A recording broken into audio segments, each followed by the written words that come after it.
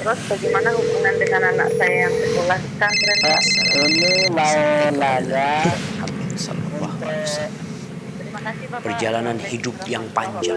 Bismillahirrahmanirrahim. Assalamualaikum warahmatullahi wabarakatuh. Alhamdulillahi wassalatu wassalamu ala rasulillah wa ala alihi wa ashabihi wa man walah amma ba'd.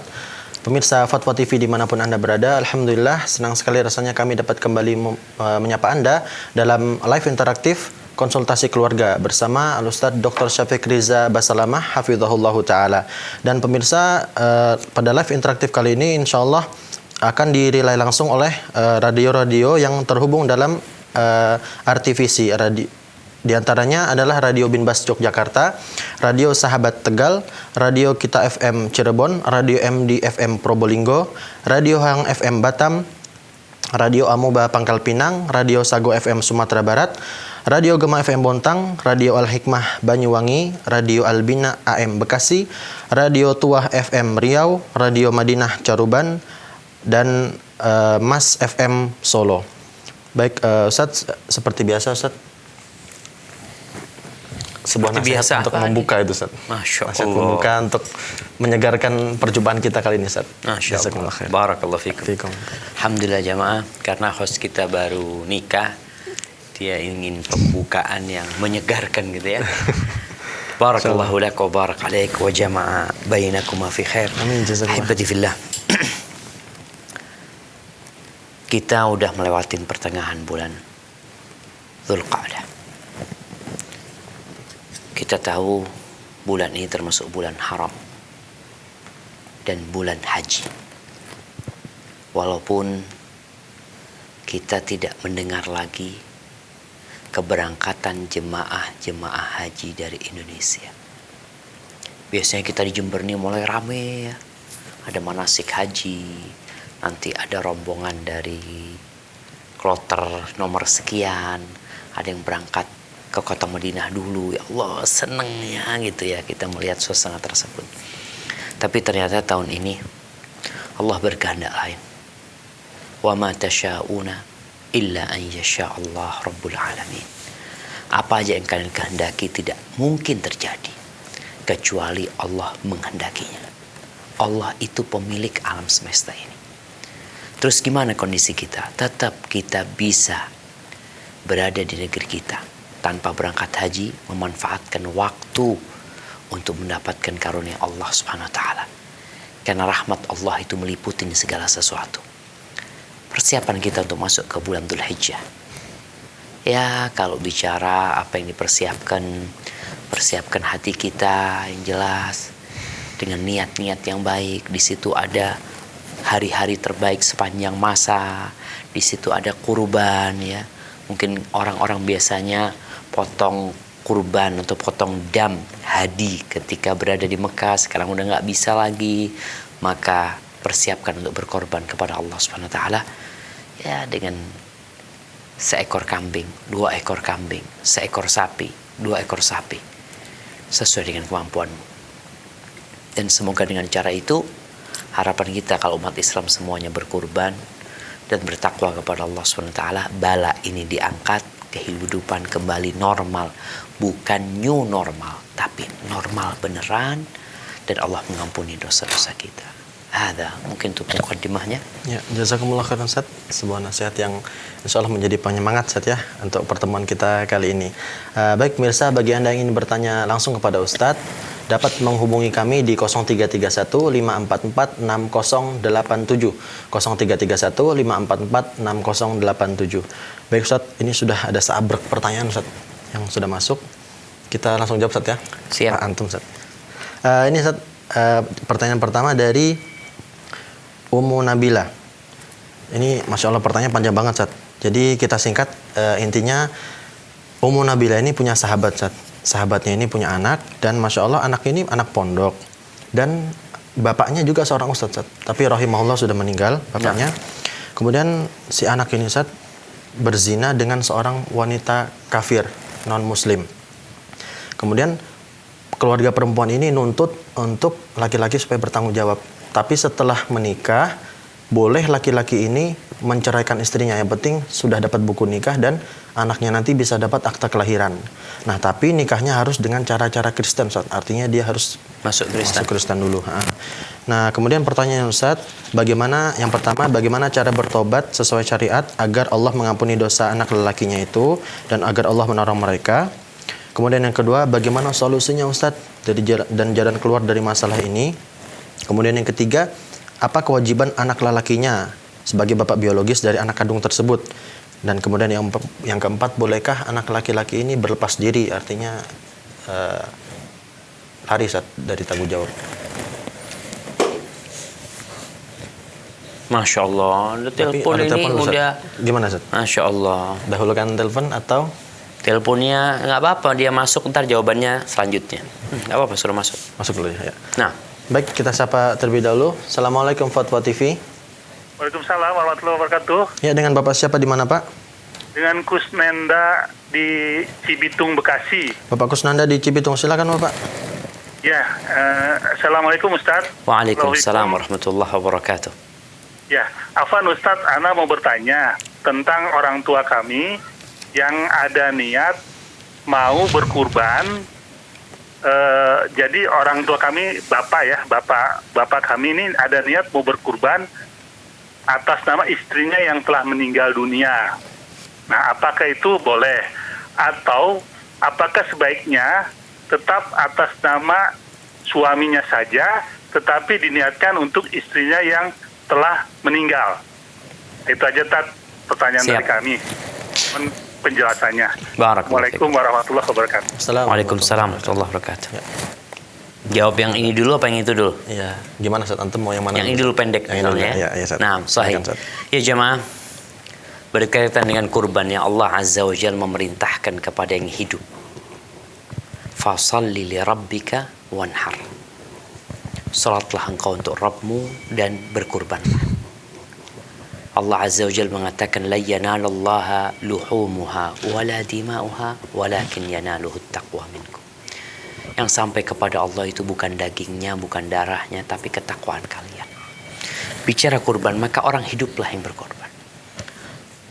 Namun bolehkah seorang yang sudah meninggal dunia dikurbankan oleh keluarganya? Boleh.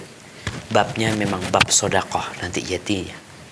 Rasulullah Sallallahu Alaihi Wasallam ketika ditanya oleh seorang sahabat tentang ibunya yang meninggal dunia dan belum sempat berwasiat, afayan fa'uha idza tasaddaqtu anha, apakah berguna buat dia kalau aku sedekah buat dia?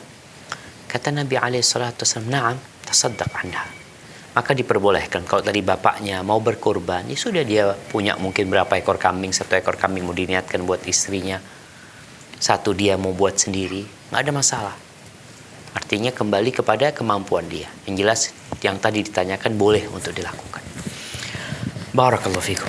Berkaitan dengan pertanyaan yang memilukan. Iya, Ustaz. Ada beberapa catatan dari pertanyaan ini jamaah. Yang pertama, siapapun antum, anak siapa, belajar di mana, setan itu tidak pernah berhenti menggodain kita. Bukan berarti ketika anak kita di pesantren, setan nggak ngodain dia. Kita lihat tuh anak pesantren, keluarganya, keluarga ustadz, abahnya meninggal dunia. Tapi setan semakin kenceng godain dia. Dan fitnah terbesar seorang laki-laki, makanya segera nikah. Antum mungkin takut terfitnah, jadi cepat nikah gitu kan. Alhamdulillah. Umur berapa antum kan? 22. Telat antum. Iya jemaah. Rasul sallallahu alaihi wasallam mengatakan, ya ma'syarasy syabab, man istata'a minkumul ba'a falyatazawwaj. Wahai kaula muda, anak muda itu sejak baligh sampai umur 40 tahun kira-kira.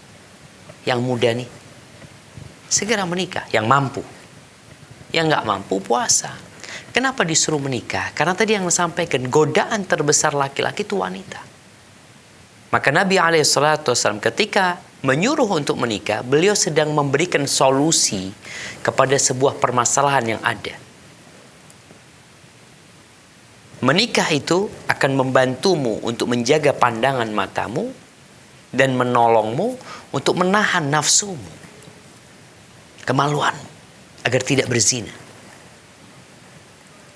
Sebagian orang tua itu berpikir anaknya harus kerja dulu. Harus kuliah. Subhanallah. Dia harus jaga kehormatan dirinya. Yang nggak mampu puasa, kata Nabi SAW. Catatan pertama. Yang kedua, pergaulan.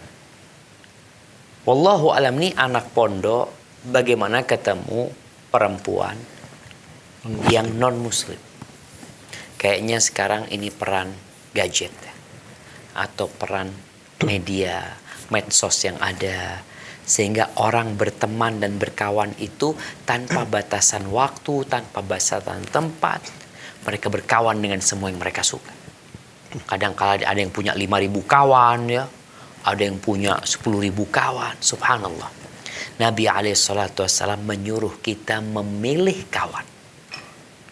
Beliau SAW mengatakan, la tusahib illa mu'minan wa la ya'kul ta'amaka illa taqi.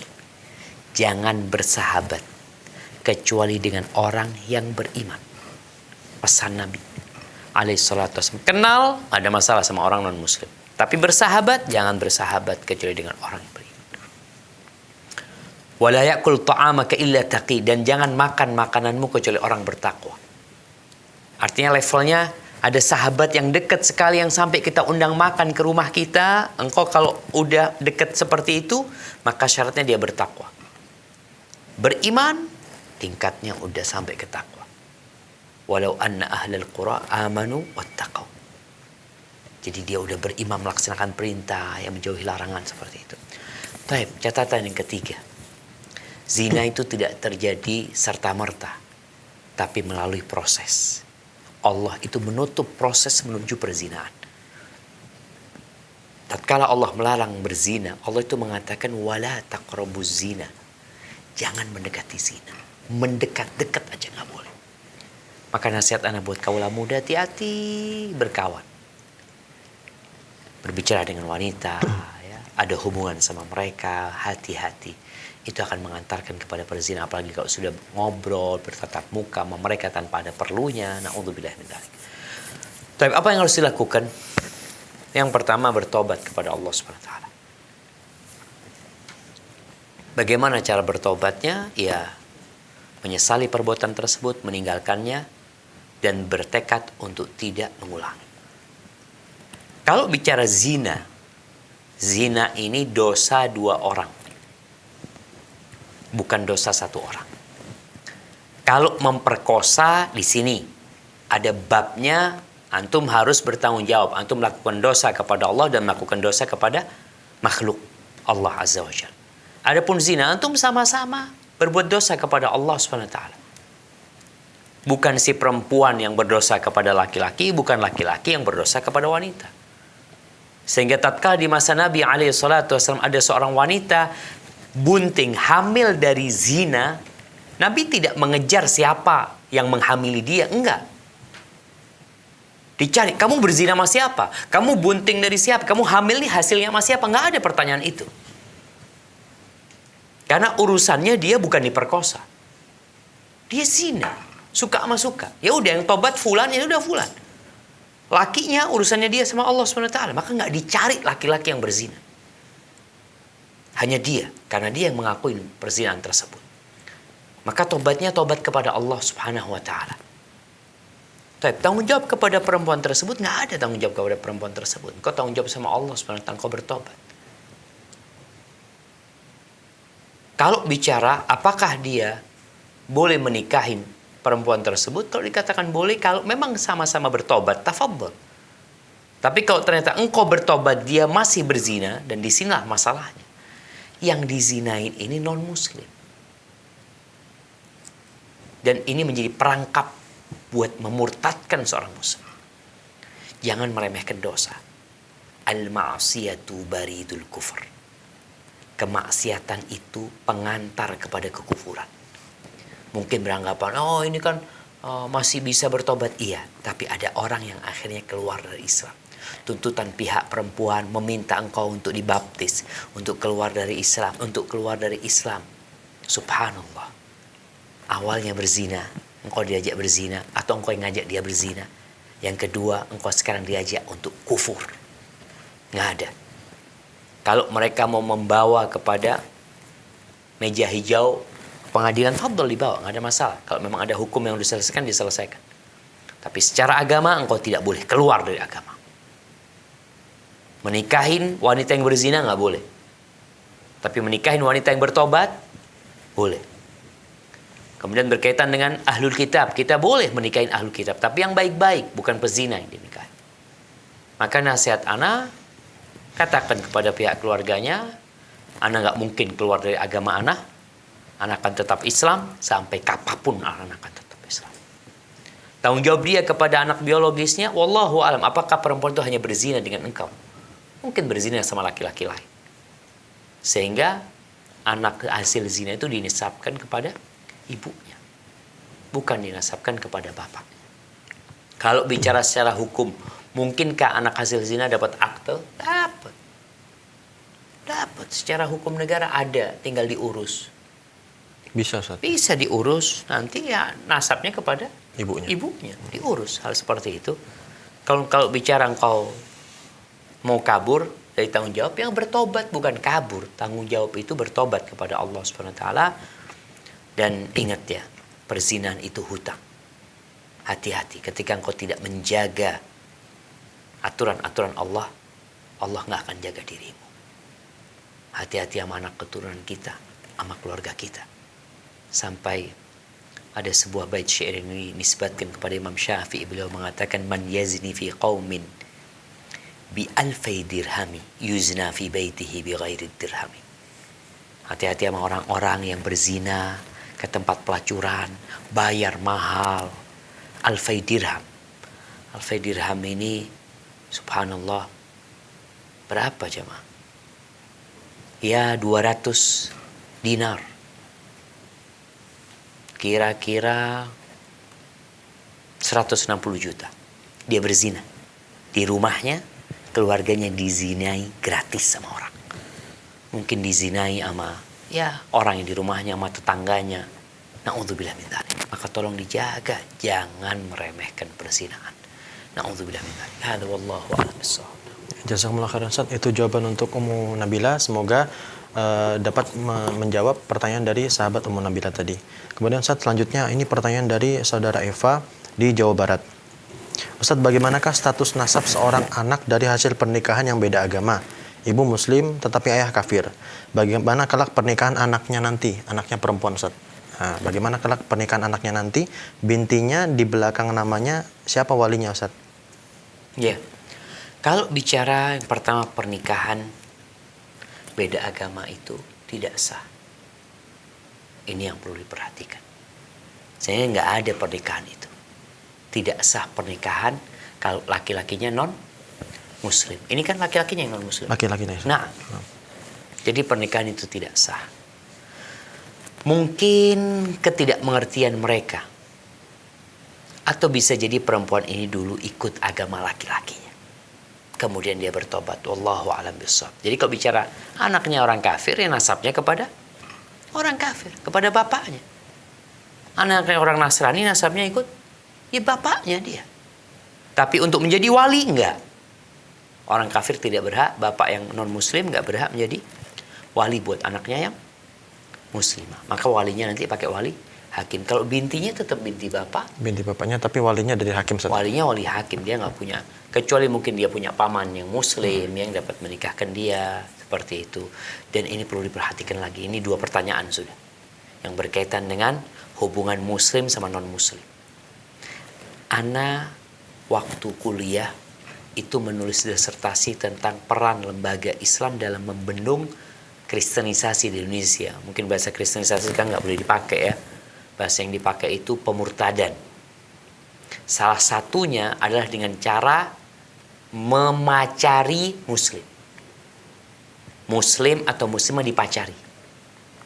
Setelah itu yang laki ini menghamili itu perempuan, lalu dia bilang, aku akan bertanggung jawab, aku akan nikahin. Tapi dengan catatan, engkau masuk ke agamaku. Ada yang kadang-kadang laki-lakinya masuk Islam. Bersyahadat ketika akad nikah. Di KUA karena harus satu agama, jadi KUA itu si laki-laki bersyahadat, tapi dia sebenarnya tidak bersyahadat. Dia hanya untuk dapat buku hijau. buku nikah tersebut. Setelah itu si laki kembali kepada agamanya. Dan dia memaksa istrinya untuk ikut agamanya. Jadi ketika seorang wanita muslimah ngelihat suaminya murtad atau non muslim, udah nggak sah pernikahan dia. Dia udah berpisah sama suaminya, bukan cerai lagi, sudah batal pernikahan.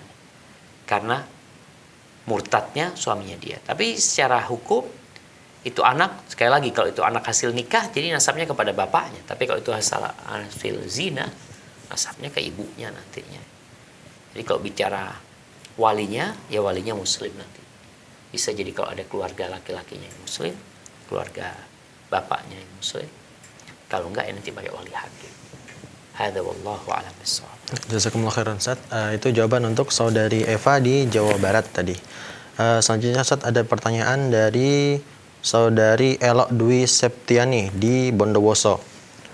Ustaz, bagaimana menasihati sepupu dengan cara terbaik bahwa mereka bukan mahram kita, Ustaz? Jazakumullah khairan. Iya jemaah. Bicara mahram ini ya memang sampai saat ini banyak orang-orang yang ya udah biasa sebenarnya dengan kehidupan sepupu sama sepupu, ya mereka udah bermain, ya mereka tidak pakai jilbab di antara mereka karena beranggap saudara. Bahkan kadangkala ya di Indonesia ini dianggap saudara beneran memang. Siapa ini kakakku gitu loh. Iya. Ini siapa adikku, padahal adik sepupu, kakak sepupu. Jadi udah kayak nggak ada batasan di antara mereka itu. Bahkan ada yang sepupu 2 kali 3 kali saat itu. Lebih parah lagi. Lebih parah lagi. Tapi jamaah, di surat An-Nisa ayat 23 Allah tuh sebutin di sana tentang mahram. Jadi yang membuat keputusan ini mahram atau bukan itu Allah SWT. Bukan tradisi dan budaya. Karena di beberapa daerah di Indonesia memang nggak boleh nikah sama sepupu. Tradisi mereka nggak boleh. Karena buat mereka mahram, haram hukumnya menikahi sepupu. Jadi budaya itu boleh dipakai, adat istiadat boleh diambil selama tidak bertentangan dengan syariat Allah Azza wa Jalla. Allah berfirman, "Hurrimat 'alaikum ummahatukum." Diharamkan buat kalian ibu kalian. Wa banatukum, putri-putri kalian. Wa akhawatukum, saudari-saudari kalian. Wa ammatukum, dan bibi-bibi kalian dari pihak ayah. Wa khalatukum, dan bibi-bibi kalian dari pihak ibu. Wa banatul akhi wa banatul ukhti, putri-putri saudara kalian, putri-putri saudari kalian. Wa ummahatukum allati arda'nakum, dan ibu yang menyusui kalian. Wa akhawatukum minar radha'ah, dan saudari-saudari kalian dalam susuan. Wa ummahatu nisaikum, dan ibu istri kalian. Itu mahram. Wa raba'ibukum allati fi hujurikum min nisaikum allati dakhaltum bihinna, anaknya istri. Anaknya istri yang suaminya ini sudah ngumpulin ibunya. Fa in lam takunu dakhaltum bihinna fala junaha 'alaikum. Kemudian kalau kalian kemudian suaminya belum sempat masuk ke ibunya, maka anaknya nggak jadi mahram. Kemudian wa halailu abnaikum alladzina min aslabikum, istri anak kandung itu mahram. Wa antajma'u bainal ukhtain illa ma qad salaf, mengumpulkan 2 saudari itu dilarang kecuali yang sudah pernah terjadi. Innallaha kana ghafurur rahima, Allah itu sesungguhnya Maha Pengampun dan Maha Pengasih. Ini aturan. Pertanyaannya tadi bagaimana memahamkan kepada sepupu kalau engkau bukan mahram. Ilmu memang. Ngomong sama keluarga kita ya. Ana dulu pada waktu pulang dari pondok dimarahin ya. Kita biasa bersalaman ya, cium tangan sama istrinya paman. Karena dia istrinya paman juga masuk bibi gitu, ya. Masuk bibi kita gitu loh. Sama sepupu-sepupu gitu ya. Kita di pondok nggak pernah ketemu perempuan, ini sepupu pada salaman semua. Kita nggak salaman, ya Allah ikut aliran apa itu? Masya Allah. Kayak gitu. Jadi mereka karena yang kita bawa ini bertentangan dengan budaya yang ada, ya tarkul adawa. Meninggalkan kebiasaan itu menimbulkan permusuhan. Tapi nggak apa-apa dimusuhin kalau kita berada di atas kebenaran. Bukan akhirnya kita daripada anak dimusuhin orang, musuhin masyarakat, ya udahlah anak ikutin tradisi mereka. Enggak. Maka perlu memahamkan dengan, coba yuk kita lihat nih. Anak mau tanya, ini contoh ya, ngobrol sama sepupu kita. Anak ini sama anti mahram nggak? Anak itu kok bicara nyentuh tangan perempuan, ya Allah, laki-laki mana yang nggak mau nyentuh tangan perempuan, apalagi tangan anti alus kayak gitu. Cuma boleh nggak dalam agama? Nah, kita lihat nih, buka nih Qurannya. Yuk, apalagi sekarang, alhamdulillah semua handphone sudah ada, Quran digitalnya, dibuka Qurannya, yuk surat apa yang baca-bacain. Kemudian setelah itu, ini loh agama kita. Bukan sombong, karena buat mereka kalau nggak mau salaman tuh sombong. Iya, Sombong ini tuh, ya anak merasakan seperti itu. Tapi lama-kelamaan, alhamdulillah, mereka faham. Namun, anti atau inta harus sabar dimusuhin. Dianggap ikut aliran ini, macam-macam, ya harus sabar. Solusinya sabar. Tetap kita menyapa mereka. Silaturahim tetap. Silaturahim ini bukan hanya sama mahram, ya enggak. Kita sama sepupu kita menyapa dengan silaturahim. Tanya gimana kabarnya, gimana sehat. Tapi kalau untuk ya bersalaman sama mereka, kumpul-kumpul laki perempuan tanpa ada batasan di antara mereka, ya udah terlarang yang seperti itu. Makanya Nabi sempat mengatakan sallallahu alaihi wasallam, iyyakum waddukhul 'alan nisa. Kalian hati-hati jangan masuk-masuk ke tempatnya perempuan. Lalu ada yang bertanya, ya Rasulullah, ara'aital hamu? Wahai Rasulullah, alaikas salatu wassalam ya Rasulullah. Bagaimana pendapatmu kalau yang masuk-masuk itu ipar? Saudaranya suami. Yang masuk ke tempatnya perempuan-perempuan itu. Artinya ini kan, ini saudara suamimu gitu loh. Apa kata Nabi alaihi salatu wassalam? Alhamu al-maut. Kalau yang masuk itu ipar, hancur udah. Mati. Kenapa? Karena orang nggak akan mengira ini akan berzina. Loh, ini iparnya gitu loh. Kadang boncengan ambil iparnya, satu mobil sama iparnya. Karena iparnya aman gitu loh. Apanya yang aman? Setannya itu lebih kuat, masyarakat aman. Sehingga ketika masyarakat melihat ipar, setan di sini nggak ada masalah. Orang-orang kan melihat kalian seperti saudara atau apa. Hadza wallahu a'lam bissawab. Nah.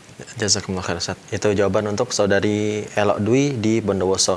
Baik pemirsa, kami kembali mengingatkan bagi Anda yang ingin bertanya langsung kepada Ustadz, dapat menghubungi kami di 0331 544 6087, 0331 544 6087. Baik Ustadz, selanjutnya ada pertanyaan dari seorang laki-laki di Banten, tapi ada pertanyaan yang sudah masuk melalui telepon Ustaz. Kita Insyaallah. Nah, tafadhol.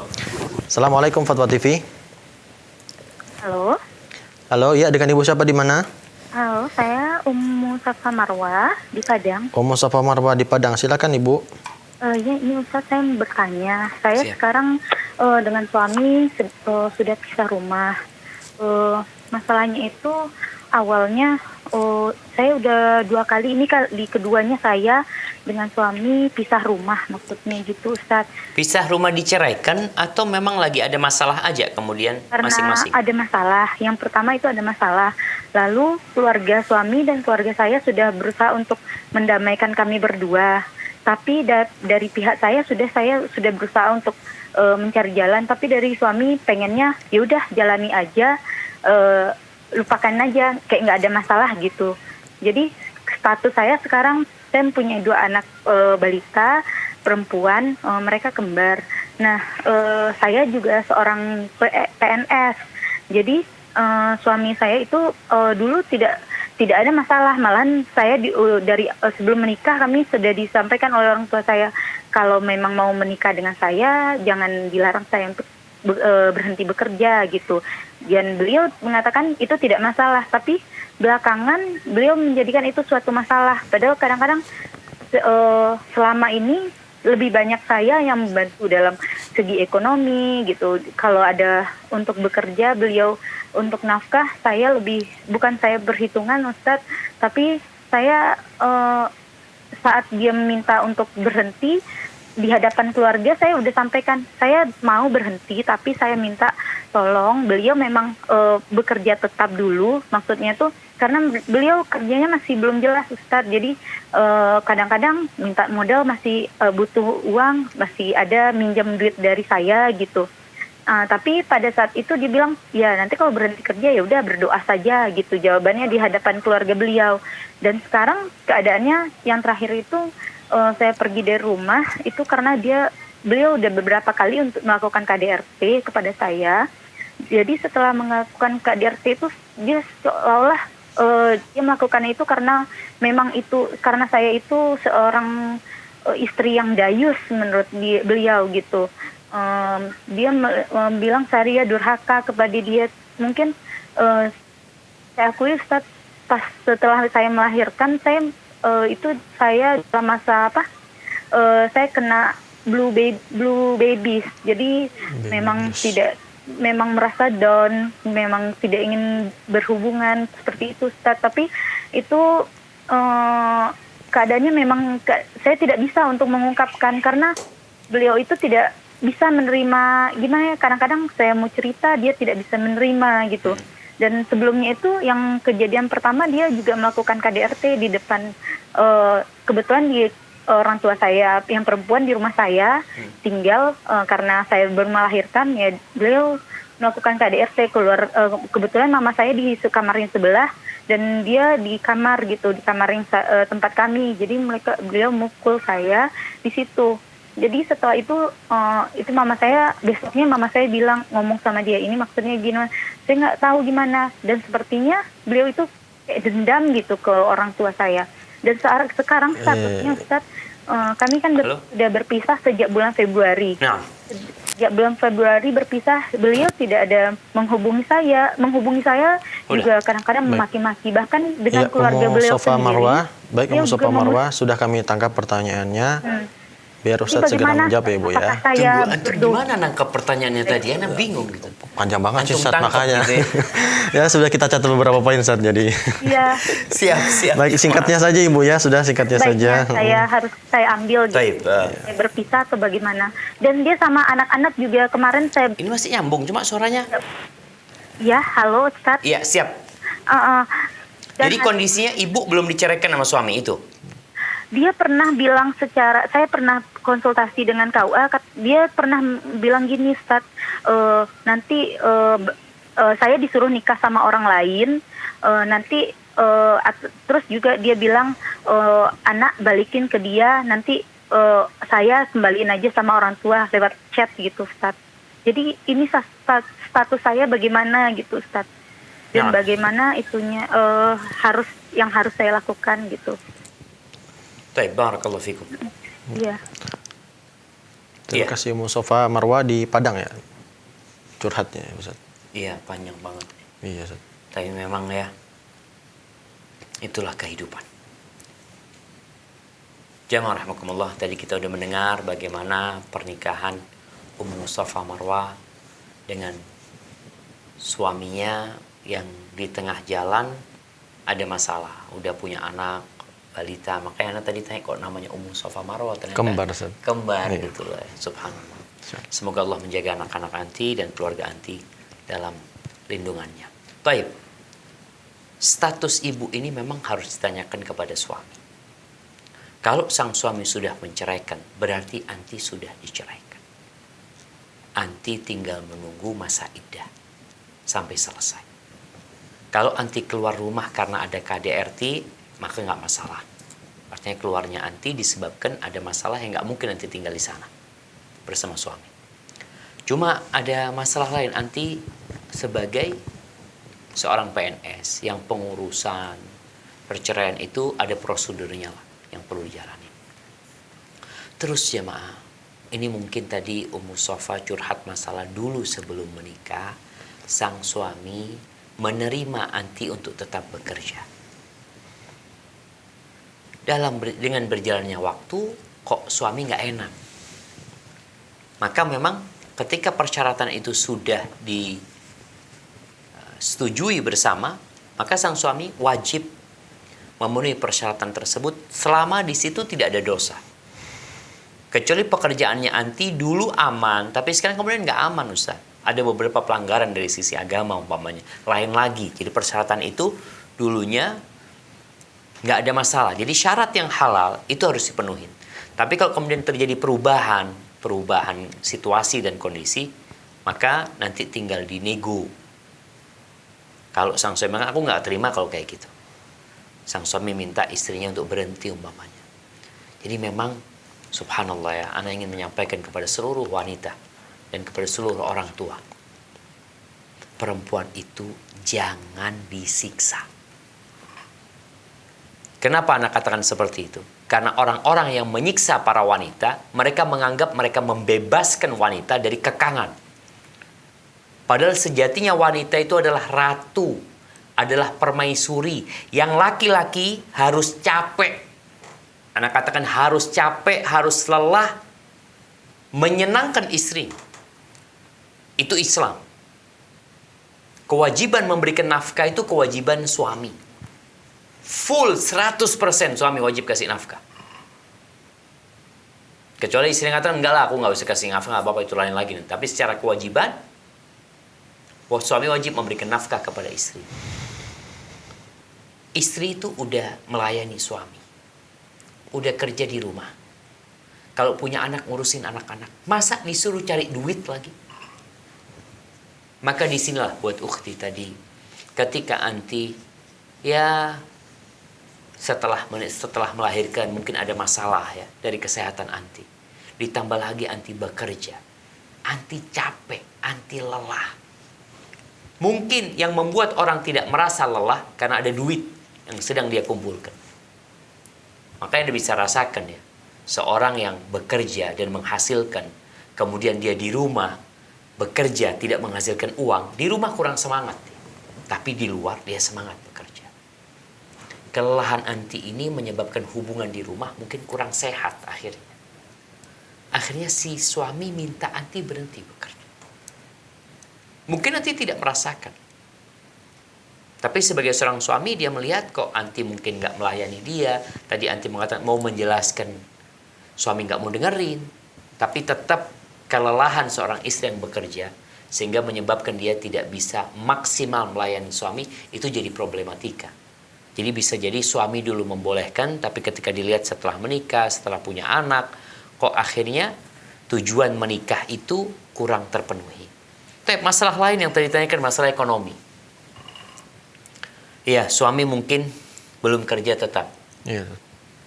Suami ngandalkan istrinya. Ya, ketika anti bekerja dia ngandalin anti. Tapi ketika suami minta anti berhenti, maka dia wajib tanggung jawab.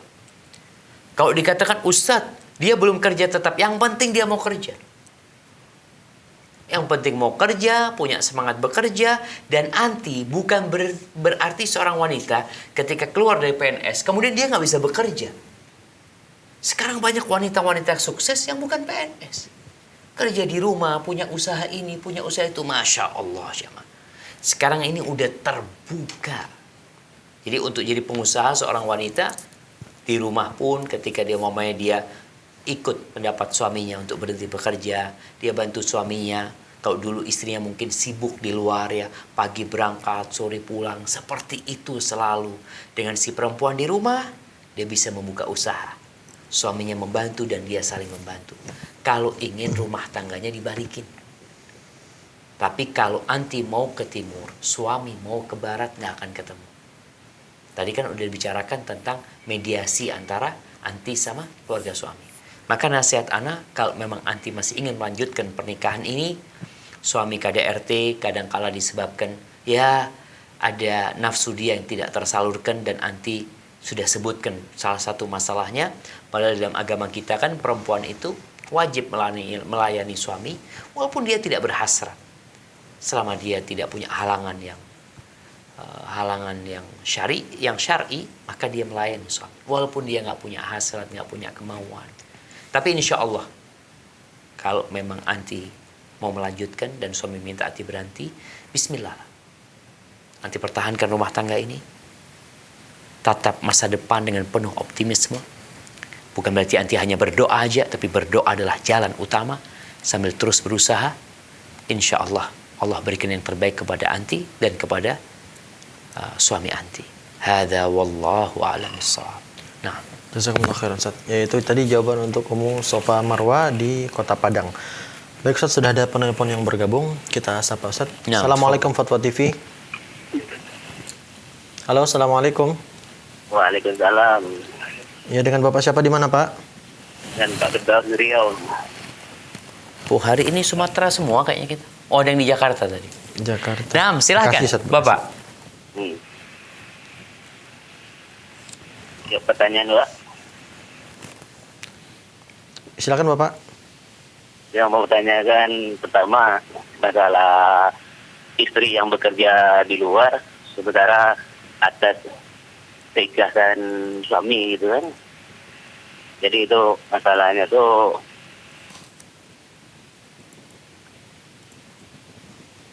Iya, Bapak. Halo. ya masalah istri kerja istilahnya dia kan ibaratnya dia bidannya gitu, dia kampung kan. Iya. Jadi kan panggilan itu kan siang malam kan gitu, kan namanya orang mau melahirkan kan. Iya. Jadi pertanyaan kita tuh walaupun suami sudah mengikhlaskan, tuh bagaimana pandangan Pak Ustadz kan gitu. Siap. Wah, Iya. istri yang selalu mandi sama anak perempuan yang udah balik gitu. Ustadz. Jadi Yang sudah bagaimana balik. aja Ustadz gitu. Ustadz. Assalamualaikum. Waalaikumsalam warahmatullahi wabarakatuh. Barakallahu fikum.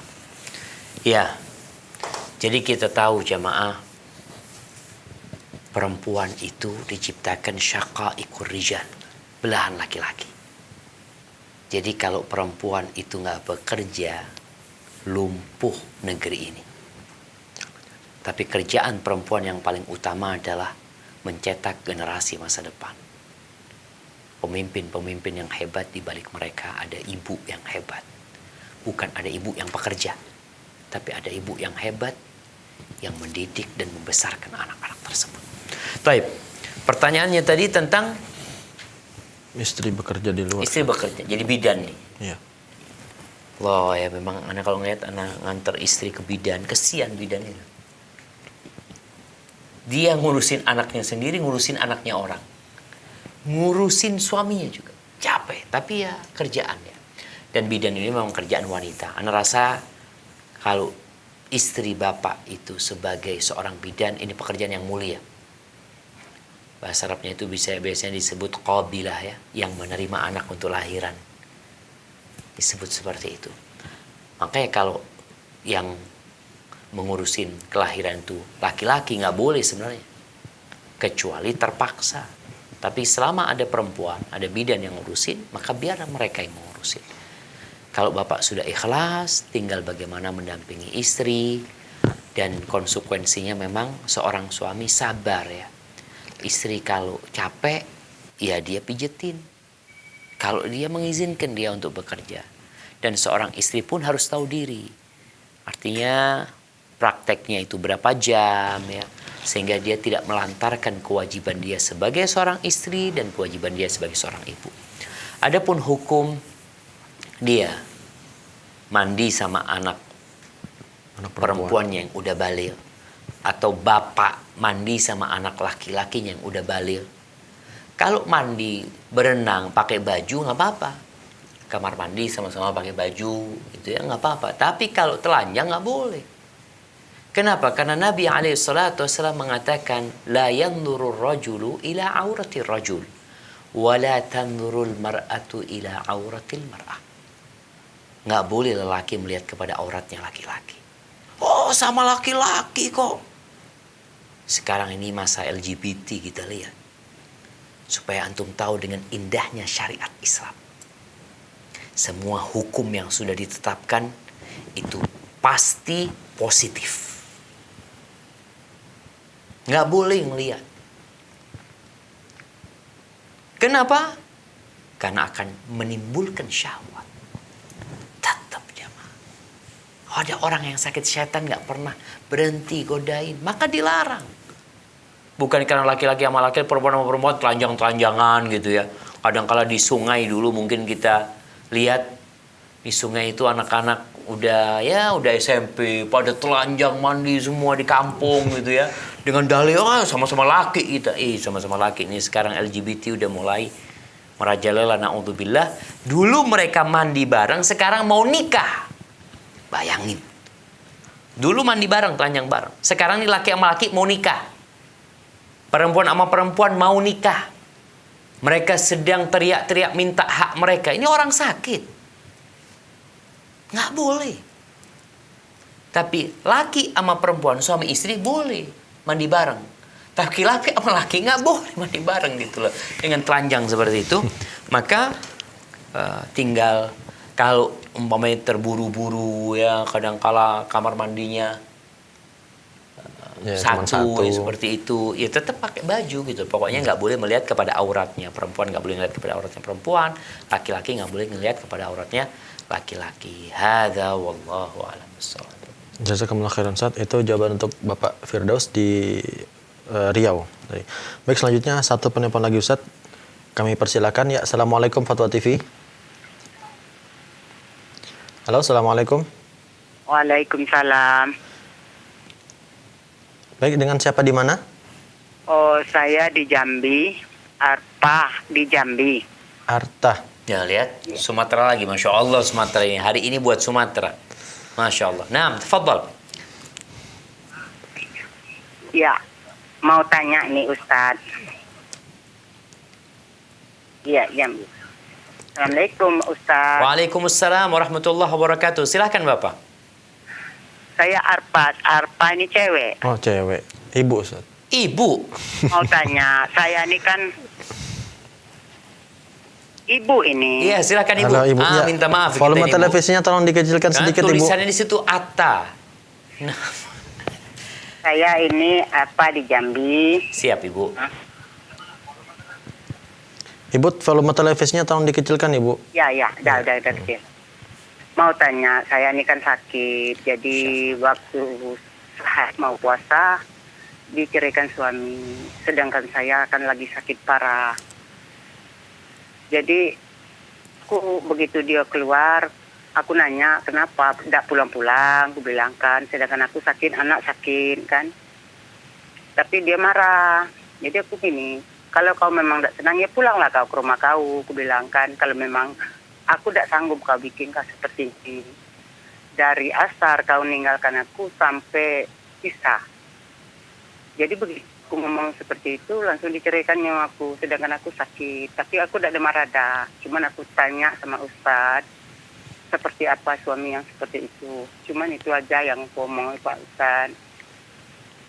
Siap, Terima kasih Ibu Arta di Jambi. Ya Ustaz. Allahu Akbar ya. Gini jamaah nih. Yang pertama, kita tahu kadangkala kehidupan itu berjalan tidak sesuai dengan keinginan kita. Kita semua ingin sehat, nggak ada yang ingin sakit. Tapi ketika salah satu pasangan hidup kita sakit, apa yang harus kita lakukan? Kalau tadi ternyata istri kita yang sakit. Maka sebagai bentuk kesetiaan seorang suami adalah peduli sama istrinya. Bagaimana kepedulian dia? Ya dengan mengobatin istrinya, ya, merawat istrinya. Tapi di sisi yang lain, seorang laki-laki ketika dia mungkin istrinya sakit, dia nggak bisa melayani suami, suami punya hak untuk menikah lagi. Tafadhol kau menikah lagi. Sehingga dia bisa berbuat baik kepada istrinya dan dia pun ada yang melayani dirinya. Dan buat ibu pun terima kondisi suami seperti itu. Ajak damai suaminya, kalau memang aku nggak bisa melayanimu, silahkan kau menikah. Padahal nggak dipersilakan sama ibu, dia punya hak untuk menikah kembali. Jadi mungkin suami menceraikan ibu karena ditegur sama ibu tadi ya. Ana nggak tahu bagaimana proses kejadiannya, sehingga akhirnya ya ibu yang mungkin seakan-akan menuntut suami untuk menceraikan kalau memang nggak suka. Akhirnya sang suami menceraikan ibu. Dalam kondisi ibu sakit. Jadi nasihat anak kalau masih ingin dibalikin, ibu terima suami apa adanya. Ya mungkin ada kekurangan-kekurangan dia. Kita itu dalam kehidupan rumah tangga, kalau melihat kepada kekurangan, maka nggak akan bertahan lama. Tapi kalau melihat kepada kelebihan, disinilah kesetiaan itu akan tumbuh. Mungkin istri sekarang tidak bisa melayani, tapi dulu melayani, sekarang dia dilayani. Alhamdulillah, ada suami-suami yang berusaha untuk menjaga kebaikan-kebaikan istrinya. Maka nasihat ana, kalau tanya ibu gimana suami yang seperti itu, ya wallahu alam, apa sebenarnya yang sedang terjadi. Kalau mungkin suami ya ada masalah, kemudian dia jadi marah menceraikan istrinya, dan kita tahu cerai dari orang yang marah selama tidak sampai tertutup pikirannya, tetap jatuh perceraian tersebut. Tinggal nanti itu perceraian keberapa, ada perceraian pertama, ada tolak kedua, sehingga masih bisa untuk rujuk kembali. Tinggal dilihat apakah ibu siap menerima dia ataupun dia siap menerima ibu kembali. Hadza wallahu a'lam bishawab. Jazakumullah khairan Ustaz. Itu tadi jawaban untuk Ibu Arta di Jambi. Selanjutnya Ustaz, ini insya Allah jadi pertanyaan terakhir Ustaz dari saudara kita di Provinsi Banten. Ke Jawa lagi kita. Banten Sumatera Ustaz. Hah? Banten mana Ustaz? Banten ya. Oh, masih Jawa Ustaz ya? Banten, Jawa gimana? Dia Sumatera mau nyebrang, tapi nyebrang tuh lewat Banten. Iya. Nah, baik Ustaz, jadi ceritanya beliau ini sudah terjebak zina, tetapi belum sampai kemaluan dari pengakuannya. Alhamdulillah Allah bantu kami bertobat dan sekarang saya ingin menikahi teman saya ini katanya. Nah, yang jadi masalah dia katanya pernah minum ASI dari teman perempuan ini lebih dari 5 kali Ustaz. Nah, apakah itu menjadi mahram? Minum ASI dari teman zinanya ini Ustaz. Tapi mereka sudah bertobat dan saya berencana untuk menikahinya karena saya juga kenal dengan ibu bapaknya gitu. Yang jadi masalah dia sudah minum ASI dari kawannya ini Ustaz, dan lebih dari 5 kali. Apakah kami menjadi mahram? Karena saya sedikit was-was Ustaz. Jazakumullahu khairan. Astaghfirullahaladzim. Astaghfirullahaladzim. Wa'udzubillahi minaz zina ya. Semoga Allah menjauhkan kita dari perzinaan.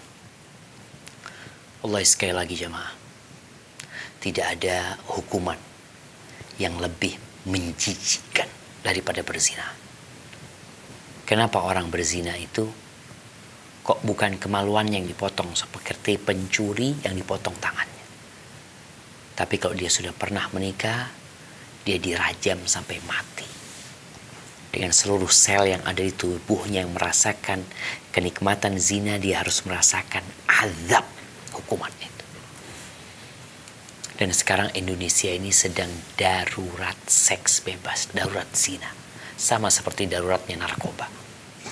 Kehidupan di mana-mana terbuka. Kalau tadi kita berapa kali ngomong zina ini. Na'udzubillah min dzalik. Baik.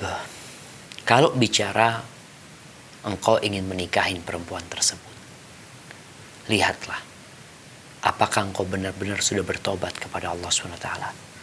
Dan lihatlah kepada perempuan tersebut apakah dia benar-benar bertobat. Adapun bicara minum ASI, minum air susu seorang wanita setelah anak itu lebih dari 2 tahun, maka tidak akan menjadi mahramnya. Jadi Rasulullah SAW mengatakan tentang saudari dari susu ini atau saudara susu ini, berapa kali menyusu, memang khamsa radha'atin ma'lumatin yuharrimna. 5 kali susuan yang dimaklumi itu mengharamkan. Tapi innamar radha'atu minal maja'ah. Menyusuin itu karena lapar. Laparnya anak ini, anak itu disusuin ketika umur 2 tahun. Setelah 2 tahun lewat, maka dia tidak menjadi saudara susu. Maka insya Allah nggak ada masalah kalau memang antum niat untuk menikahin dia. Dia bukan saudari susu antum, dia bukan ibu susu antum. Dan semoga antum benar-benar bertobat kepada Allah SWT ya. Hadza wallahu a'lam bishawab.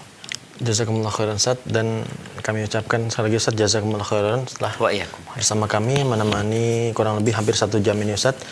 Dan insyaallah kita akan berjumpa lagi di pertemuan selanjutnya di live interaktif Fatwa TV di konsultasi keluarga.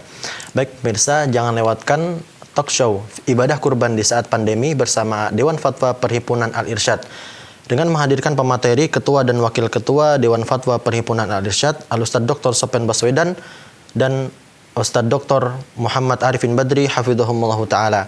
Juga menghadirkan narasumber dari Direktorat Kesehatan Masyarakat Veteriner Kementerian Pertanian. Insya Allah akan tayang perdana besok pada hari Sabtu dan Ahad pukul 13 dan 21 waktu Indonesia Barat. Baiklah pemirsa, itulah tadi live interaktif konsultasi keluarga bersama Ustadz Dr. Syafiq Riza Hasan Basalamah. Dan kami memohon maaf apabila ada salah-salah kata. Akhirul kalam, wassalamualaikum warahmatullahi wabarakatuh. Wah. Ya Allah. Terus bagaimana hubungan dengan anak saya yang sekolah pesantren? Ini mau nanya